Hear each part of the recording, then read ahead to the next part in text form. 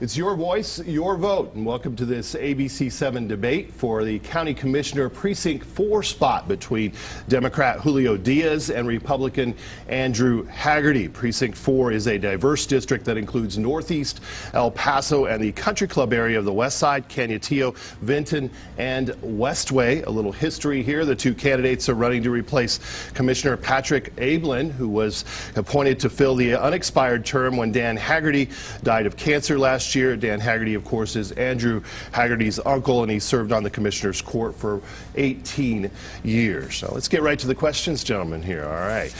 Tell each of our viewers, let's start with you, Andrew. Tell each of our viewers a little bit about your experience and what you bring to the table as the next Commissioner of Precinct 4. Absolutely, and thank you for the opportunity.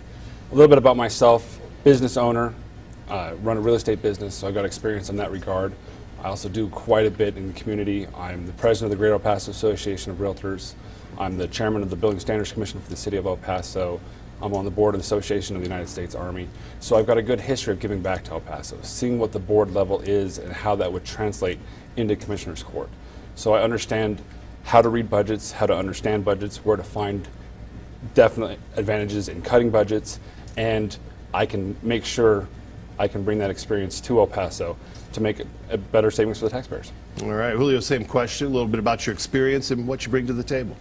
My name is Julio Diaz. I'm a son, I'm a husband, I'm a father, I'm a U.S. Army officer in the reserve, small business owner, I'm a former student body president of UTEP, and I'm somebody that wants to be part of the solution. I'm part of a new generation of leaders in El Paso who is working tirelessly every day to make El Paso better for our seniors, for our veterans, for our families. I am running for economic development, to bring more jobs for our community, to help the small businesses, to eliminate the red tape, to also help with the quality of life and help our veterans. I'm running for office because I want to be your voice for County Commissioner. And I love to have the opportunity to be here. All right, let's start with you on the second question here, Julio. What do you think of the rebuilding job that County Judge Veronica Escobar has done at the county, and is there anything about that that you would change? I believe that if you go back to the situation where the county was 10 years ago, when with the infrastructure, with the technology, with the furloughs that were going on, I think that she has taken a great initiative. The leadership that she has had at the Commissioner's Court has been outstanding, and I think she's leading the county in the right path. Now she needs more support, and I will support her in her task to have El Paso to be better. All right, Andrew, same question. She's done some wonderful things. There's definitely a fine line between progress and spending money. We've got to make sure that we're spending money correctly, honestly, where it needs to be spent. She's done some fabulous things as far as how they do purchasing, how they handle some different areas, replaced a lot of department heads that weren't functioning well, and we need to keep that up. But we've got to make sure also that there is limited resources out there, and if we keep growing and growing and growing to as high extent as we've had, the tax base just can't handle it completely. So we need to make sure we're doing it, but at the proper pace. All right, Andrew, let's start with you on the third question here. What would be the first thing you would do or undo as new Commissioner of Precinct 4? You know, the first thing, there's so many things to look at. Obviously, it's really easy for us to sit on the sidelines and say, this needs to be done, that needs to be done. You need to get in there. First thing I would do, obviously, is sit down with every department. Get a full understanding from them, from the department heads, what is your duties, how do you do it, so you can sit there and say, this makes sense. From there, start looking at the budget and saying, okay, now I understand what the departments do, what is the next step? From there, look at different areas. You know, do we need to reallocate some resources one way or another? Or do we need to find ways to cut spending? I'm very excited for the jail study to come in to see if we can find ways to save money on that. So there's a lot of things we can do, but obviously my first step is to get in there on a person-to-person basis and get a true understanding of what's going on down there. All right, Julio, same question. What would you do, first thing, do or undo with Precinct 4? From the outside, there's a lot of information that you do not get directly. So definitely, once you're in, it's easier for you to get the info, be able to do more research, analyze the data, make the decisions. One of the first things I will do is create more communication, not just with the local, state, federal governments, but also with the neighborhood associations, with the school boards, the Canutillo Independent School District, the EPISD. There's a lot of partnerships that we can do and there has to be a better communication with us. So one of the main things is creating that partnership that we need to create with the city and all the other entities for our community. All right, Julio, let's go back to you again here. You've said in prior debates that you want to create venues to help business owners grow and consequently expand the tax base. What kind of venues, and how can you help expand the tax base here? Okay, for example, at this time we have, through the economic development at the county, we have 2 people working in partnership with the city of El Paso. What we're doing is great because we're focusing a lot on the downtown and creating more jobs.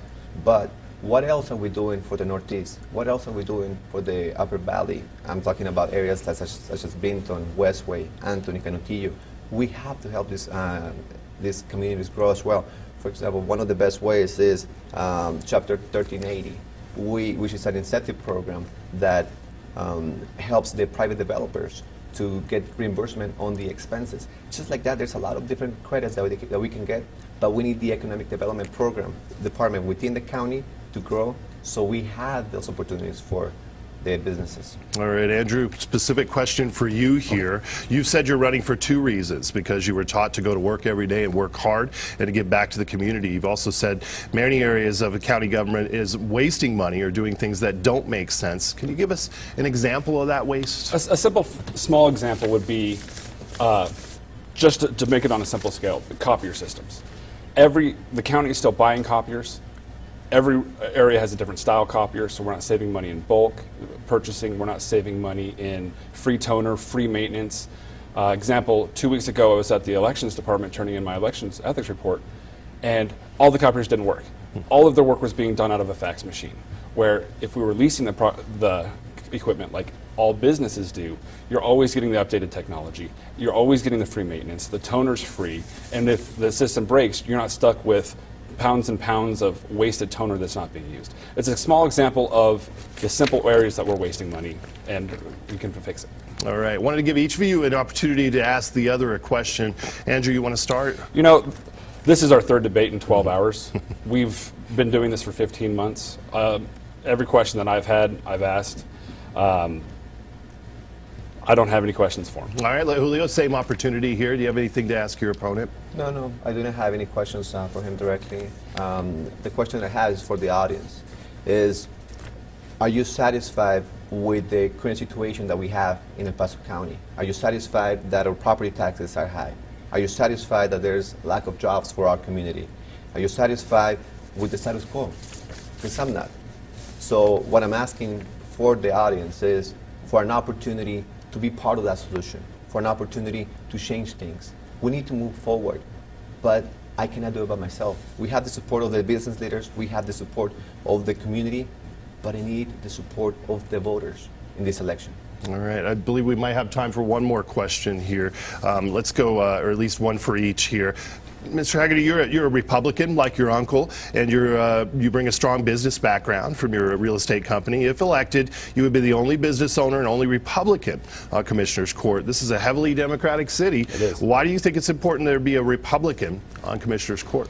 Very simply, as you said, I'll be the only Republican in pretty much El Paso. There's 3 Republicans on the ballot, or 4, excuse me, but the only one that's going to have the ability to do changes here in El Paso.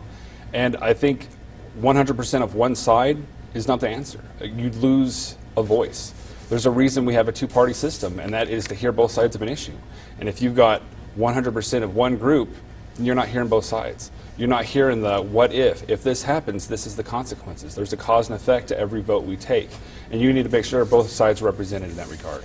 All right, we've got those issues, and why can I make it work? Because I negotiate for a living. I work in real estate. Obviously, I'm not going to go in there saying it's my way or the highway. I'm 1 out of 5 votes.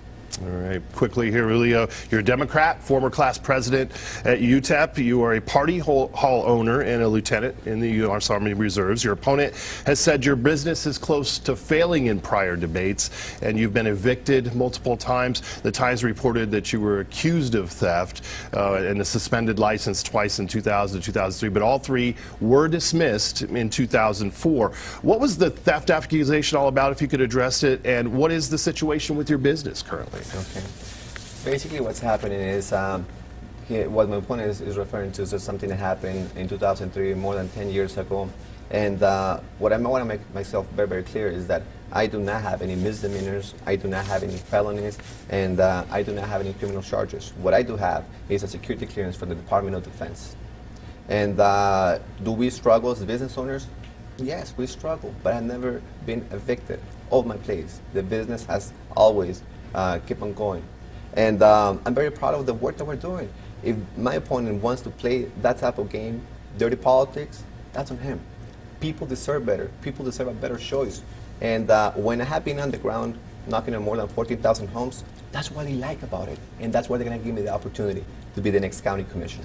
All right. Thank you, gentlemen. I appreciate it. If you're coming in today and doing this, it's your voice, your vote. Early voting continues through October 31st. Election day is November 4th. We'll be right back with more Good Morning El Paso weekend.